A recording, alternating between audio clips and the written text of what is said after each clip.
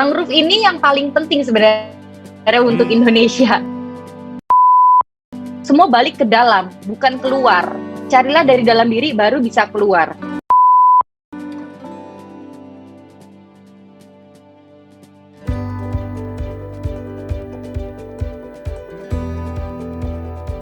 Momennya adalah pada saat kita traveling, yang mana itu juga bukan hanya sekedar hobi, tapi itu juga jadi udah pekerjaanku. Di situ aku melihat bahwa banyak sekali tumpukan sampah dan aku doyan foto. Jadi pada saat foto tuh aku harus geser-geser sampah dulu. Nah setelah biasanya pada saat aku traveling, biasanya aku minta sama Pak Wali Kota untuk boleh nggak pinjem balai kotanya untuk presentasiin hasil penyelamanku, atau pada saat aku lagi mensosialisasikan kalau jaga sampahmu sendiri dengan buang sampah pada tempatnya. Jadi pada saat kita presentasi di balai kota gitu, di auditoriumnya, mungkin untuk 3 bulan awal terjadi perubahan pada daerah tersebut. Tapi pada saat aku balik lagi ke Jakarta, daerah tersebut balik lagi. Akhirnya aku berpikir aku nggak bisa jalan sendiri. Aku harus butuh PR dari daerah masing-masing. Dan ketemulah partnerku di Septianingrum. Dia ketemu sama akunya karena kita punya satu hobi, yaitu boxing. Dari boxing itu muncullah kayak kita buat foundation yang memang punya frekuensi yang sama, aksi yang sama, yaitu kita punya satu tujuan untuk membuat daerah kita bersih, nyaman, dan kita bisa melakukan sebuah aksi kecil untuk generasi berikutnya. Karena yang kita kerjakan saat ini itu untuk generasi berikutnya. Kita kan nggak mau ya nantinya gajah, badak, atau hewan-hewan langka ini udah tidak kita bisa lihat secara langsung, malah udah masuk kategori Cassibinasaurus. Kan kayaknya sayang sekali generasi berikutnya tidak bisa melihat itu semua. Nggak bisa melihat paus, nggak bisa melihat mungkin penyu, udah nggak ada. Jangan sampai itu hilang. Jadi muncullah Sea Soldier, ya udah kita jalan bersama.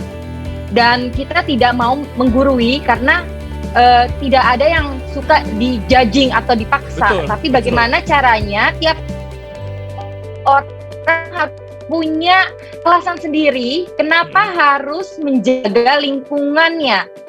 Sebenarnya poinnya satu, kita mau hidup bersih, kita mau hidup sehat, artinya lingkungan kita harus sehat dan lingkungan kita harus bersih. Itu yang paling sederhana.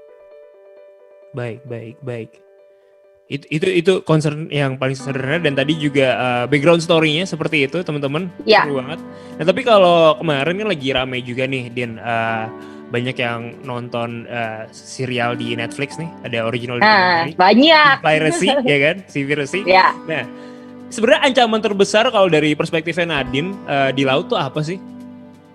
Sebenarnya laut itu titik terakhir ya, dan kita ini negara kepulauan, pasti kemana-mana ketemu laut, dan kita harus bisa melihat sumber dari terjadinya sampah mengambang di laut atau nyangkut di terumbu karang. Itu berasal dari mana sih sumbernya?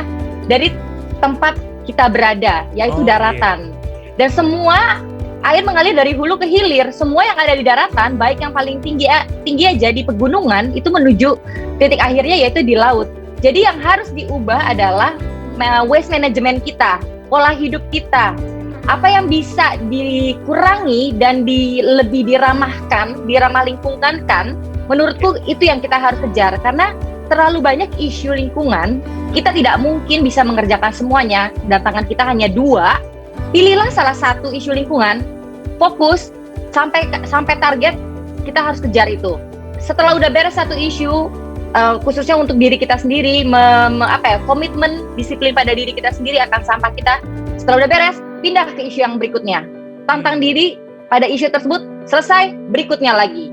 Harus satu persatu dan pilih isu lingkungan yang mana yang mau diterapkan dalam hidup kita. Kalau yang paling sederhana adalah untuk menjaga lingkungan ya, dari rumah. Waste management kalian gimana? Apakah sudah tersortir atau terfilter dengan baik semua onlinean yang kita belanjakan? Nah, itu paling sederhana, karena memang pandemi ini banyak mengajarkan banyak hal ya, khususnya waste management kita sendiri. Tapi mau nggak kita mencoba memfilterkan apa yang masuk ke dalam rumah? Karena sebenarnya banyak banget yang bisa dilakukan. Kalau biasanya kita pesan-pesan aja, dan itu sangat gampang banget dilakukan oleh semua orang, tinggal ketik doang. Tapi kalau ada effort sedikit, seperti ada notes, kalau bukan barang pecah belah, bolehlah ditulis, gak usah pakai bubble wrap ya. Atau kalau pesan makanan, gak usah pakai sendok garpu plastik atau sedotan ya. Itu hal yang sangat sederhana. Sama aja kok fungsinya 2 jempol ini untuk mengetik, effortnya di bagian untuk menjaga lingkungan di situ. Ya. Kalau yang lain ini slide-slide semuanya ini teman-teman dari Sea Soldier, kebetulan kita ada di 15 titik, 15 daerah. Semua daerah itu punya isu yang berbeda dengan daerah-daerah yang lain. Jadi aku mencoba tiap daerah ini berani berbicara dengan permasalahan lingkungan yang ada di daerahnya. Karena belum tentu daerah itu punya laut, belum tentu daerah itu punya gunung. Jadi kita harus melihat tiap daerah ini punya masalah apa, dan coba pendekatan ke masyarakat dengan budaya. Karena kita tidak bisa lepas dari budaya, itu sudah terbentuk. Apalagi mau menggandeng generasi sebelumnya. Tidak mungkin nih nenek moyang kita suruh ngikutin gaya kita milenials, nggak mungkin. Jadi harus pendekatannya lewat budaya. Baik. Nah, Din, kalau dari pengalaman sendiri nih selama mungkin ya kita jadi Sea Soldier gitu ya, sampah yang paling gak nyangka banget nih ditemuin tuh sampah apa kira-kira, Din? Kayak wah, ini bisa ada ginian ya di sini gitu kayak. Nah. Ya paling tinggi tetap masih plastik ya, tapi plastik dengan bentuk yang berbeda-beda. Plastik itu bukan hanya botol plastik, tapi juga obat-obatan, sedotan, kemudian popok, itu kan semua dari plastik. Wow. Iya, memang banyak banget. Malah kadang-kadang suka banyak juga yang kayak baterai, kemudian seng, ya itu wajar banget ya. Maksudnya kayak kita ketemu di laut, tapi bukan berarti kita tidak bisa mengurangi itu. Balik lagi waste manajemennya sebelum mereka sampai di titik terakhir. Baik. Nah ini buat kita semua nih, mungkin masih ada yang masih SMP tadi yang nonton juga, yang masih baru SMA, kira-kira langkah apa yang bisa dilakuin nih dari sekarang untuk bisa ikut movementnya Nadine? Sebenarnya gampang sih. Kalian berani bicara apa yang kalian pikirkan. Kalau sekarang aku yakin semua orang pakai sosial media ya. Semua tidak mungkin lepas dari handphone. Betul. Semua mengutarakan pemikiran dan perasaan, walaupun lagi sedih, semua diutarakan di situ. Nah, kalau ingin bicara tentang lingkungan, bolehlah dikasih space untuk lingkungan, apa yang kalian rasakan, dan apa yang sudah kalian lakukan, dan berharap ada sebuah perubahan. Jadi prakteknya, share aksi kalian, bisa dengan hashtag Sea Soldier atau hashtag NGO lainnya, karena banyak banget. Mulailah spread the good news-nya, bahwa aku bisa menjadi agen perubahan itu. Dan kita harus menghilangkan bahwa menjaga bumi, menjaga lingkungan itu hal yang ribet dan akan memakan banyak waktu kita. Enggak. Itu sebenarnya sangat simple dan tidak akan mengambil waktu kalian. Kenapa? Karena itu dilakukan di dalam diri kita sendiri, dan itu sebuah kewajiban manusia menjaga lingkungannya, dan itu bukan pilihan, itu kewajiban. Kenapa? Karena kan kita mau hidup sehat. Kalau kita nggak mau hidup sehat, ya udah lingkungannya dirusakin aja gitu. Betul. Jadi menurutku yang perlu dilakukan adalah pertama, mulailah Google tentang hal yang positif untuk lingkungan. Apa yang bisa dilakukan pada diri kita, itu pertama. Kedua, mulailah ikut webinar yang seperti ini, yang menurutku banyak ilmu dan bisa diterapkan. Yang ketiga, gabunglah ke komunitas-komunitas. Semakin banyak kita berbicara kepada orang, bertukar pikiran, semakin terbuka terbuka permasalahan apa yang sebenarnya dihadapi pada diri kita sendiri. Jadi sebelum ngurusin masalah orang, kita dulu nih masalah pada lingkungan kita, lingkungan di sekitar kita ini apa. Jadi semua balik ke dalam, bukan keluar. Carilah dari dalam diri, baru bisa keluar. Kalau kita udah punya alasan sendiri, kenapa harus jaga lingkungan, nggak perlu disuruh, udah jalan sendiri. Itu yang tiap orang harus lakukan. Dan yang terakhir, berbagilah apa yang sudah kalian lakukan untuk lingkungan. Karena untuk saat ini, berbicara lewat aksi itu lebih powerful daripada hanya kata-kata. Dan akan dihargai banyak orang. Dan akan nambah followers kalian nanti untuk di Instagram. Karena ada sisi lain yang kalian angkat, yaitu sebuah potensi pada diri kalian yaitu kepedulian pada lingkungan dan ada aksi dan komitmen pada hal tersebut tuh. Baik. Terima kasih banyak Nadine tuh ya. Jadi yang tadi poin 4 ya, pasti kalau kita lebih impactful, orang akan lebih tertarik kan untuk nyimak kegiatan kita, benar. Terus kalau poin ketiga tadi, lebih baik kita introspeksi dulu, baru mengkoreksi orang lain. Baik. Iya. Nah, Din, kalau yang tadi ada poin juga berikutnya, yang di poin kedua, kalau mau join ke Sea Soldier, gimana caranya nih buat teman-teman? Kalau join sebenarnya Sea Soldier ini sebuah gerakan awalnya. Tapi karena kita butuh meyakinkan orang bahwa kita serius, akhirnya foundation. Nah, jadi kalau ingin berbagi, tinggal hashtag Sea Soldier atau ya mention tag ke Sea Soldier, atau bisa menghubungi Sea Soldier daerah kalian. Kalau punya kegiatan yang ingin dikonkretkan, yang pengen direalisasikan di daerah kalian, silakan hubungi Sea Soldier daerah regional kalian. Kenapa? Semakin banyak orang yang terlibat, itu akan semakin semakin ringan untuk dikerjain, apalagi bicara tentang lingkungan. Jadi kalian tidak sendiri, kalian ada kok di luar sana yang sepaham dengan kalian. Tapi yang membedakan kamu dengan yang lainnya adalah apakah kamu mau mengejar bola. Soalnya kan terkadang orang suka nunggu bola aja ya, ditawarin, ayo, terus diajakin, ayo, enggak. Kayaknya sekarang waktunya kita yang harus cari, kita kejar, kita hubungin. Mungkin ya enggak langsung dibalas 2-3 hari, tapi nanti pastinya kalau memang itu rezekimu, pasti akan dihubungin balik kok gitu. Jadi jangan takut untuk speak out untuk lingkungan, karena itu hal yang benar untuk dilakukan. Baik, terima kasih banyak Nadine. Sangat inspiring sekali. Kira-kira ada lagi yang mau ditambahin ke teman-teman semua dari Nadine Chandrawinata nih, concern tertentu mungkin? Apa ya?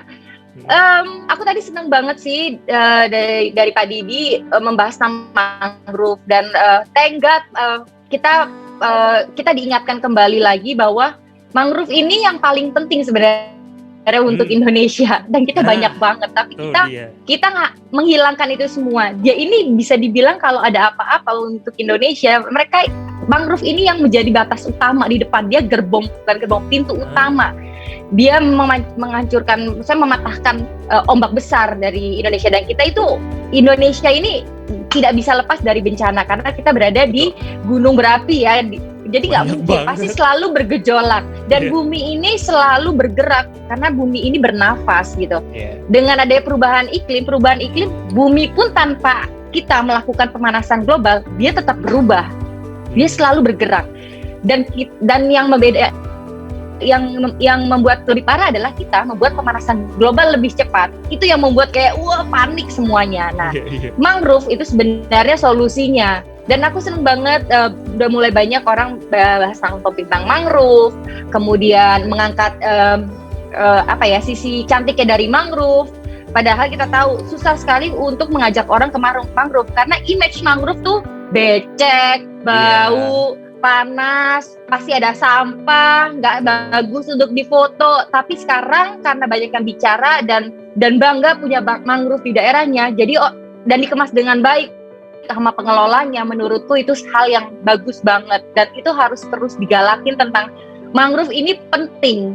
Sebelum bicara tentang laut ya, laut, gunung juga penting, tapi mangrove ini sedikit dilupakan oleh orang Indonesia, dan sekarang kita mencoba membalikin lagi fungsi dari mangrove untuk kita alih, padahal pintu utama tuh menghadapi semua bencana.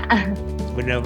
Ya, salah satu program yang ajar selama 6 tahun ini adalah Sea Soldier masuk ke sekolah, dan sekarang mulai mau digalakkan lagi Sea Soldier goes to school. Jadi selama 6 tahun kita bukan hanya masuk ke anak-anak kuliahan, tapi juga semua institusi di kampus, SD, SMA, playground, perusahaan. Jadi memang kita banyak teman-teman yang bergabung di Sea Soldier dengan profesinya yang berbeda-beda. Jadi pada saat kita berhadapan dengan anak-anak sekolah, jadi yang doyan sama anak-anak kayak itu yang turun ke lapangan. Kalau ke perusahaan swasta, ya udah orang-orang yang memang mengerti dan bisa mempresentasikan secara formal di depan perusahaan. Jadi memang kita pasti akan pendekatannya ke sekolah-sekolah itu pengedukasian yang bukan maksimal ya, ekspresif lah. Itu harus dilakukan karena perkenalan akan lingkungan dan menganggap bahwa lingkungan ini sebuah kewajiban, bukan pilihan untuk menjaga, itu harus diterapkan sejak dini. Dari orang tua pun juga terlibat mendongeng tentang lingkungan, bagaimana menjaga hutan, bagaimana menjaga pohon, kenapa boleh memetik daun sembarangan, kadang-kadang ya. Nah, itu dipelajari dari sekolah gitu. Dan yang udah kita lakukan, yang kita udah masuk tuh ada beberapa sekolah internasional, begitu juga nasional, dan di Maluku di Soldier kita punya sekolah di sana jadi tentang lingkungan. Jadi memang kita menyesuaikan katanya skill yang kita lagi lanjutkan beda nih, ada yang di katanya berbeda juga. Sekolah harus masuk dan memang dari itu dari 4 program utama itu yang paling atas sekolah, karena menurutku pendidikan itu kunci dari kesan, kunci dari pemikiran. Jadi pendidikan harus diutamakan. Baik.